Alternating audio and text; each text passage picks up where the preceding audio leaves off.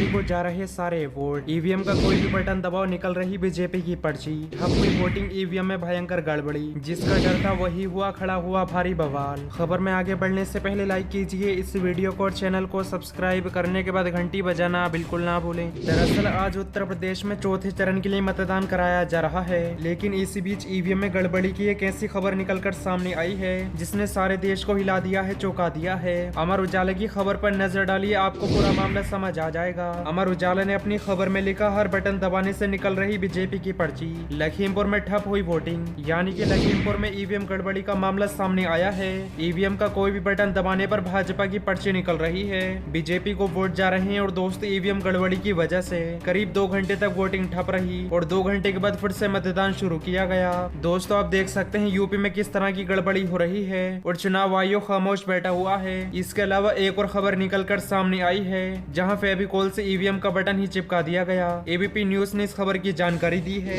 लखीमपुर में ईवीएम में किसी ने डाला फेविकोल, काफी देर तक रुका रहा मतदान, एफआईआर दर्ज। लगातार ऐसी खबरें सामने आ रही हैं। कोई ईवीएम में धांधली कर रहा है तो कोई फेविकोल से ईवीएम के बटन चिपका रहा है। हालांकि पुलिस ने फेविकोल से ईवीएम बटन चिपकाने वाले के खिलाफ मुकदमा दर्ज करा लिया है। पुलिस कर्मी ने इस बात की खुद जानकारी दी है।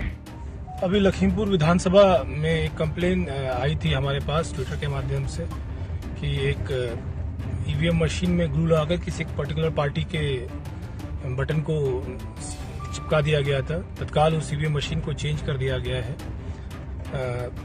मतदान बिल्कुल शांतिपूर्वक वहां चल रहा है।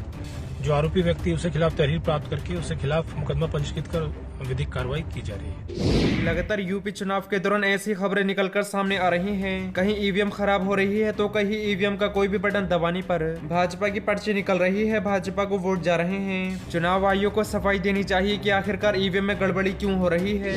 बढ़ते हैं अगली खबर की तरफ, जहाँ क्या गृह मंत्री है भाई। अमित शाह के 12 के बाद इंटर करने वाले बयान पर असदुद्दीन ओवैसी ने ऐसे कहा तंज। दरअसल यूपी विधानसभा चुनाव में बाबू सिंह कुशवाहा की जन अधिकार पार्टी के साथ मिलकर AIMIM नेता असदुद्दीन ओवैसी चुनाव लड़ रहे हैं। एक जनसभा को संबोधित करते हुए असदुद्दीन ओवैसी ने सीएम योगी समाजवादी पार्टी पर जोरदार हमला बोला। तो वहीं गृह मंत्री अमित शाह के 12 के बाद इंटर में प्रवेश लेने वाले छात्रों को लैपटॉप मिलेगा वाले बयान पर तंज कसा है। असदुद्दीन ओवैसी ने गृह मंत्री अमित शाह पर तंज कसते हुए कहा कि यूपी में खूब प्रचार किया जा रहा है। पिछले दिनों गृह मंत्री अमित शाह आए थे। मैं तारीफ करूंगा मोदी जी की, देश के प्रधानमंत्री ने ऐसे काबिल आदमी को गृह मंत्री बनाया है। उत्तर प्रदेश में भाषण देते हुए गृह मंत्री अमित शाह ने कहा कि बीजेपी अगर सत्ता में आएगी तो जो 12वीं पास करके इंटर में जाएगा उसको लैपटॉप मिलेगा। असदुद्दीन ओवैसी ने तंज कसते हुए कहा कि क्या होम मिनिस्टर है भाई, वाह मोदी जी वाह, आपने पूरे उत्तर प्रदेश की जनता को बता दिया कि 12वीं के बाद इंटर भी होता है। असदुद्दीन ओवैसी ने कहा कि बीजेपी कहती है कि हमें वोट दो, मुगलों को हराना है। हमने पढ़ा है कि बादशाह अकबर के दरबार में 40 अनमोल रतन थे, आपने क्या 2 अनमोल रतन पाल रहे हैं देश के प्रधानमंत्री जी।